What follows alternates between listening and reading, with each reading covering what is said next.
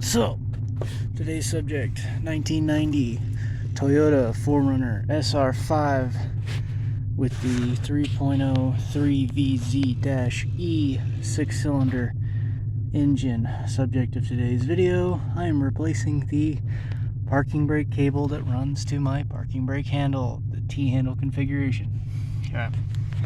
So, here's the dealio. So, this is the bracketry right here. There we go. This is a bracketry for your T-handle.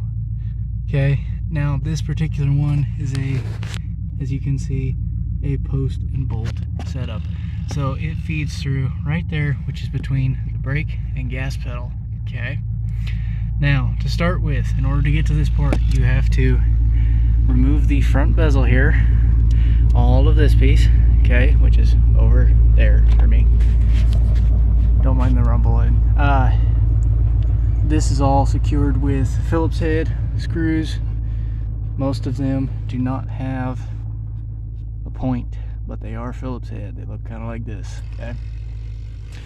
So, once you remove those screws, next subject is to remove the fuel flap handle and that's the fuel flap and hood release latch handles. These are really simple. These are held in with Phillips head screws as well. These ones are a pointed shank though. So this one is the hood release latch. This one's really easy to get to. This one is a little bit of a pain in the backside. So I did not know this going in, but these are where the two screws would go, which happens to be right where this bit of plastic is. But if you look right here, there's a break in it. There's a clip. I did not know about this clip. If you remove this clip, this whole end comes off, makes getting that off a lot easier. Once you get the screws out, both of these units slide off the back. Pretty self-explanatory. Once you get to that, this bracketry has a plastic gear. You can kind of, maybe from this angle, see the hole right there? This plastic gear sits right there with a pin and cotter pin. That is it. Okay. The other item is, you can see right where the silver nub is, there's a hole there as well. This is for your sending unit. Now I did have to remove this to make accessing this a little bit easier. Okay. So once you remove that, what you do is there is a ratcheting mechanism up in here. You can see the two like rivets there. Okay, this front one you want to push that way and it'll let up. This handle will sink back maybe another 1/8, maybe 3/16 of an inch, allowing you to expose up under here, if I can get it, right about there is where the little lead nub, for lack of a better term, of the interior part of the brake cable goes. Now this is the bottom piece. I did have to peel back carpet and a little bit of this stuff. So it comes through there and it has a rubber grommet that seals it off from the bottom of the engine. Okay, that's the hydraulic clutch hose. Right next to it, parking brake cable. Okay, and it comes up through here. Now it is held in place with, if I can figure out what I did with it, still sitting on the floor. Here it is. It is held in place with this spring clip. See the lip? Okay. This little stupid thing goes in like this, and you have to pry against this edge to get it off. Okay. Now, the bolts securing both the back and the front up in here are 12mm bolts. Okay. Now, I do not know of a way to get this out without having to remove any of this. I don't think I can. On top of that, there are two spots, figure out where my hand is, right here, where a plastic locking clip, which is, I don't know if you can see it, right there. Okay, there are two of those. One on the female side of the plug for the switch. Male, sorry. Okay, so male side of the switch, which is attached to the other end of the sending unit. Now, you do have to pop it up out of that in order to get to the locking latch on the sensor. I found it easier just to unplug it. Now, the way I did that is I used a set of 45-degree needle nose pliers, long handled set, as you can see.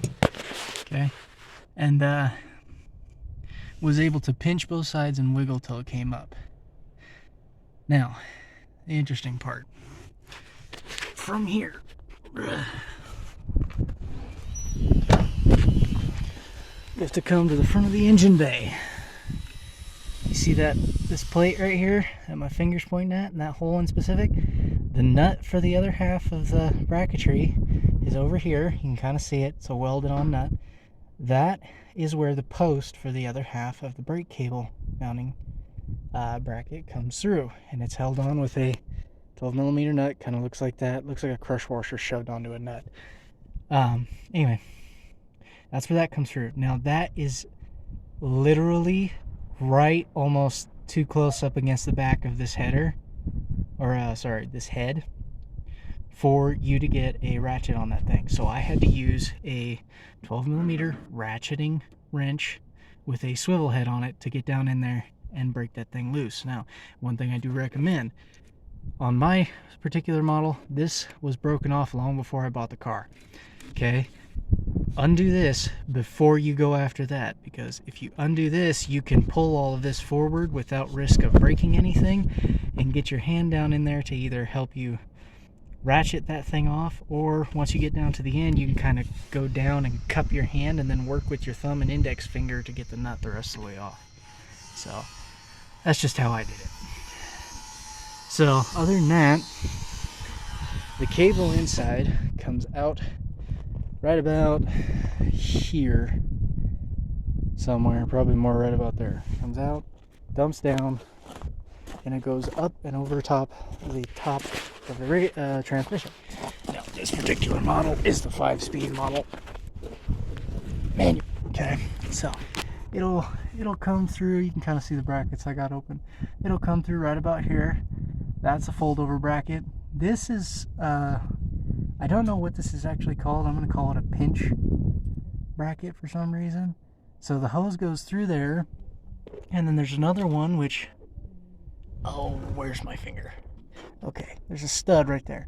There's another one that goes there. From there, there is one on the underside of this that is a fold over similar to the one up there. From there, we have another one of those spring-loaded clips that holds the cable here, and then the cable is routed through here, and it is held in place with a pin with a clip. Now, this arm goes back to that, which from what I can find is an equalizer bar, I believe is what Toyota calls it. So there's actually two, let's see if I can get this, two brake cables here. Okay, both of these run individually to your back brakes. So if you go and look for it, there is parking brake cables labeled front and rear.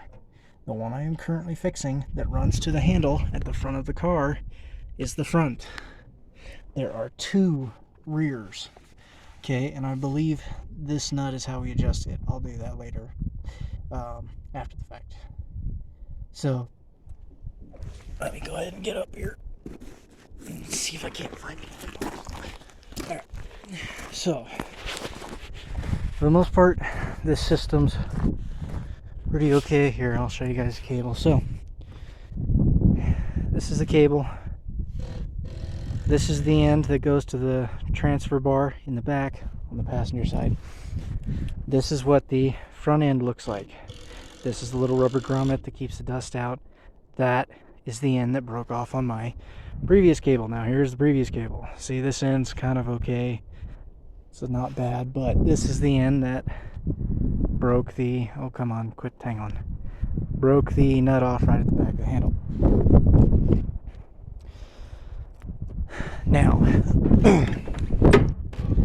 I was able to acquire this cable from Parts Geek. This is the bag it came in, Hilux TXK. Here's the reference number, all that.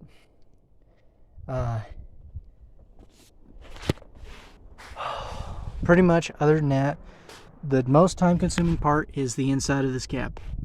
Okay, because if you're not careful, you can break a lot of shit. So this bezel, when it comes down, I had to slide it to the door to get it to pop off. That way I didn't break anything over here or back there. Now, during the resetup of this, there is a procedure for the specific four-wheel drive models. That's right, this is a four-wheel drive. See, 2 sticks. Four-wheel drive model, I believe it said anywhere between 11 or 13 to 19 clicks. So as we pull this out later, we'll count the clicks on the ratchet, and if it does not fall between those clicks, I will have to adjust said bolt that I mentioned earlier. Now this is mostly pretty self-explanatory. Most everything you need is a 12mm socket. I used a 6-inch extension. I actually used 2 of them, and 12mm regular ratcheting spanner, and then the only exception to this is that the 2 bolts, I know I said this earlier, but I just had to think about it. These 2 bolts are in fact 10mm. So the ones back there are 12s, the ones up here are 10s, right here. So I was able to get to the first bolt hole there pretty okay, but I was unable to get back there with a ratchet to the other one. Now, what I did was I used a regular 10mm spanner and just basically broke it loose until I was able to get it with my fingers, and then went from there.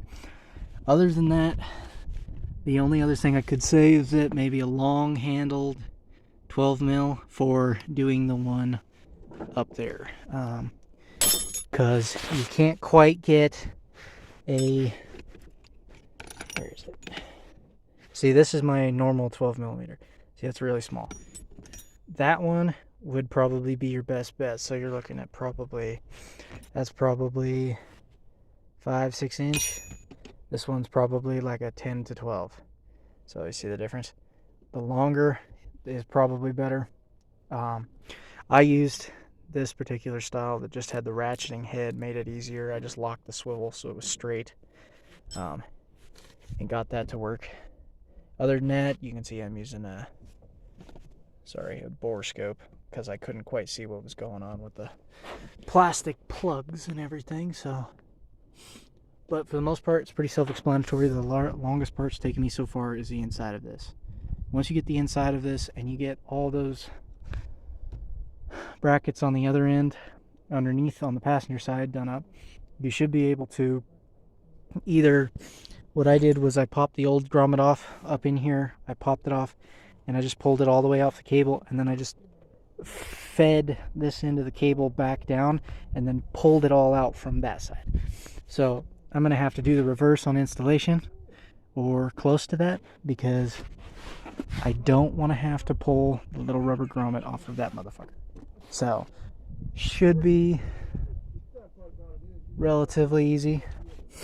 I say easy. Guys, I'm an old school mechanic son. If there ain't a few cuss words and some swear words,